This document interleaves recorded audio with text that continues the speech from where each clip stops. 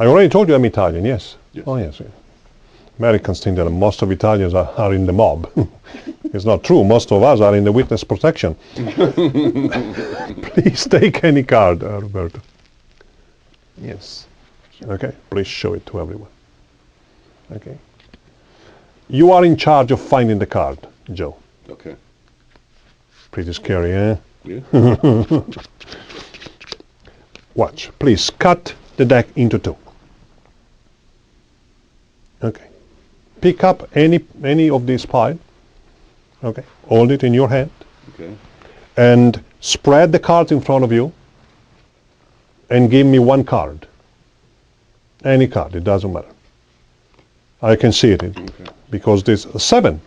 Yep. Do you want to change it? It's okay, that card? No. I will not touch that packet. Remember, you could have given me a 2, Right. an 8, 10.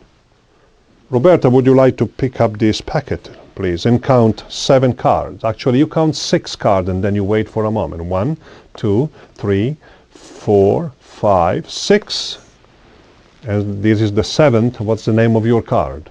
Jack of clubs. So let's see if it's correct. Oh, yes, it is. You did a great job. Yes, you did.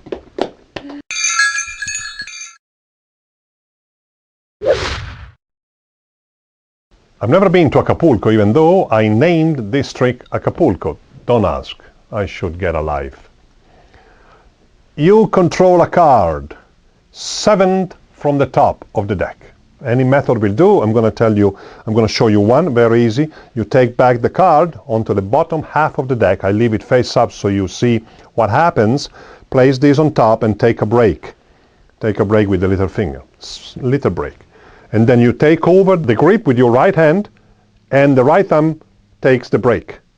Cut half of the cards below the break, put it to the top, on top. Take all the cards below the break on the top.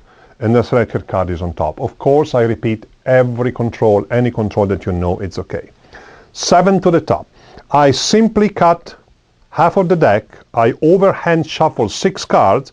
1, 2, 3, 4, 5, 6. You count them mentally, of course, please. And of course, the selected card is 7 from the top. I ask the spectator to cut the deck into 2. Remember, this is the card that you want. This is the half that you want.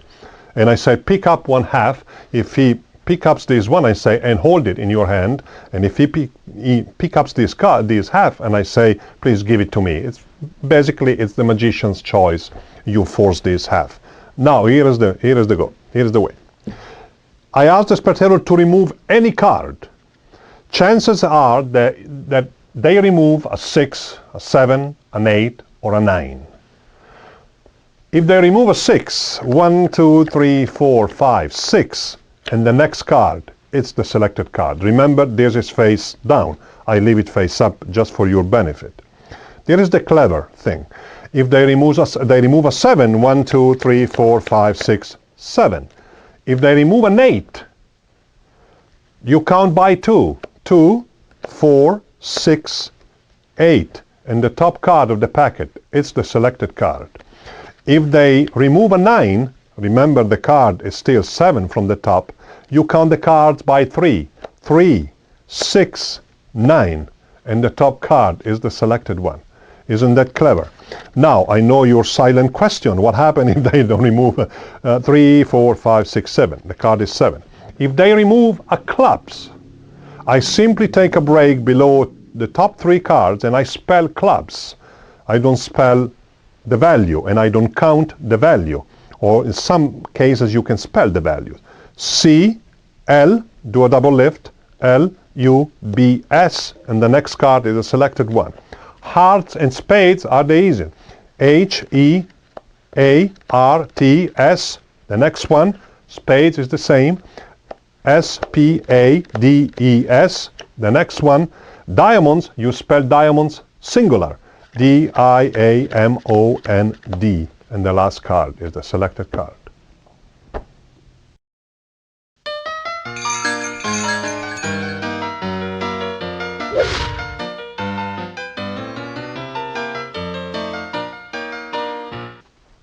Once again, you do the whole work, the whole thing. Okay.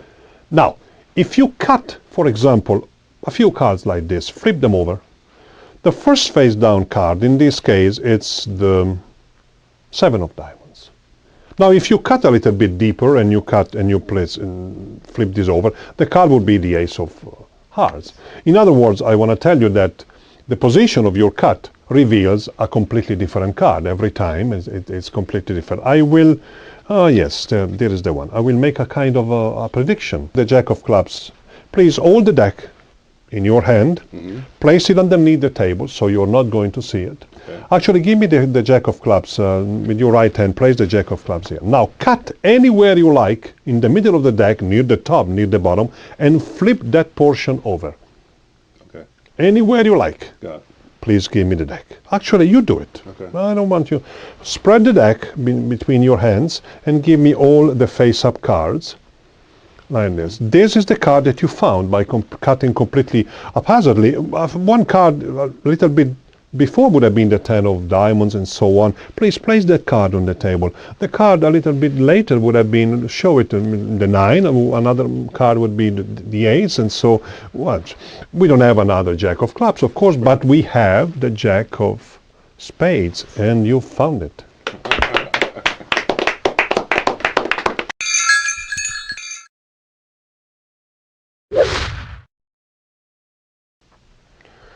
Once again, my guest, it's Jerry Hartman. Beautiful, beautiful trick. I do it in slightly different than what he does because I want to explain at the beginning to the spectators what's going on or what would happen if they changed the cuts. In other words, I bring any pair to the bottom of the deck. Any pair, in this case, the 2 black queens. Of course, you use this technique with the cards facing you. You can put these 2 cards in that position, for example, under the excuse of removing a joker or whatever. I asked the spectator, I said to the spectator, if I cut a small amount of cards, the first face down card is in this case the 2 of hearts. I cut deeper, the first face down card is the 5 of clubs in this case, and much deeper the first face down card is in this case the 6 of spades. So they've got an idea that no matter where they cut, of course the cards change. And then I overhand shuffle the cards, bringing the pair to the top. Okay? The last 3 cards, you keep them singly so that the pair is on top. Now you flip over 2 cards as one, double lift. Many times they ask me what kind of double lift I use. I use the simpler one. I simply take a break below the top 2 cards with the thumb like this. I prepare it while I talk to the audience and I flip over 2 cards. In this case, I leave the 2 cards squared on top of the deck. If I need to reverse the cards face down again, I will flip over the cards slightly, back jogged, and then again I flip them over. But anyway, in this case you have the 2 cards face up as one. You give this to the spectator places it underneath the table or behind his back, and I ask him remove the top card, and he gives me that card. I place it on the table. Okay, remember this is behind his back. When he flips the cards over, no matter where he cuts, of course this card becomes the first face down card. He spreads the cards, he takes the first face down card. You emphasize that a few cards before would have been different, a few cards later would have been completely different, and of course there is the mate of the Queen of Spades. Beautiful trick.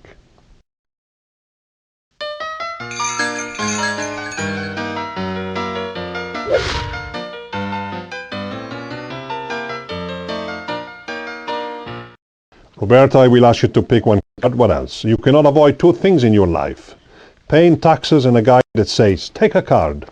I am that guy. I am that guy. Please say stop. Stop. Yes. There is your card. Remember that. Do you prefer this one or do you prefer this one? I gave you. You like this one. If you want, you can check the 2 kings, because these are the 2 cards that are going to help me to find your card. Okay? The 2 kings, King of Spades and King of Clubs, and I'm going to leave them face up in the middle of the deck, more or less in the middle. I'm going to shuffle the cards face up and face down, face up and face down, face up and face down, like this. Ah, yes, I did it. face up and face down, face up and face down, creating a topsy-turvy condition, what you would say in this country, creating instead a mess, I would say, face up and face down, face up and face down. Just by doing this, something incredible happens. All the cards are face down except the two kings. They are still face up, and they have captured one card now. What's the name of your card? Three of Hearts. They did it!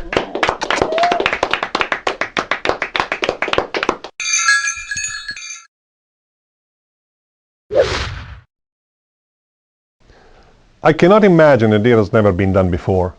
So I put my name there, but please, in case someone did it before me, just show your face and I will give you the proper credit. I can imagine it's never been done before because it's very easy even to think about it. It's based on a Tenkai move, which I will explain when we here. You remove a pair, in this case the two black jacks. You have a selected card and you control it to the top of the deck. I already